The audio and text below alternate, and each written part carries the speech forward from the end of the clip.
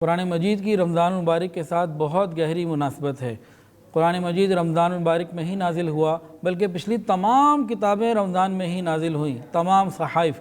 غور کیجئے کیا کیا مناسبتیں ہیں۔ ایک مناسبت تو یہ ہے کہ جب قاری قرآن کی تلاوت کرتا ہے اللہ کی رحمتوں کا نزول ہوتا ہے، اور جب روزہ دار روزہ رکھتا ہے تو رحمتوں کا نزول ہوتا ہے۔ ایک مناسبت یہ ہو گئی کہ اس عمل کی وجہ سے دونوں پر رحمتیں نازل ہوتی ہیں۔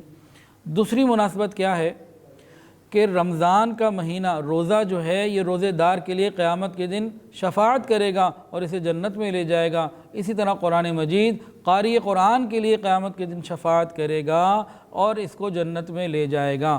تو رحمت کے نزول کا سبب بھی یہ دونوں چیزیں اور شفاعت کے حصول کا سبب بھی یہ دونوں چیزیں۔ ایک تیسری مشابہت بہت ہی عجیب ہے، وہ کیا ہے کہ انسان کو قرآن مجید کی تلاوت سے تشبہ بالحق ایک خاص قسم کا نصیب ہو جاتا ہے، کیونکہ قرآن مجید اللہ کی کتاب ہی نہیں بلکہ اللہ کی بولی بھی ہے۔ حدیث کے اندر آتا ہے تبرک بالقرآن فإنہ کلام اللہ، تم قرآن مجید سے برکت حاصل کرو کہ یہ اللہ کا کلام ہے۔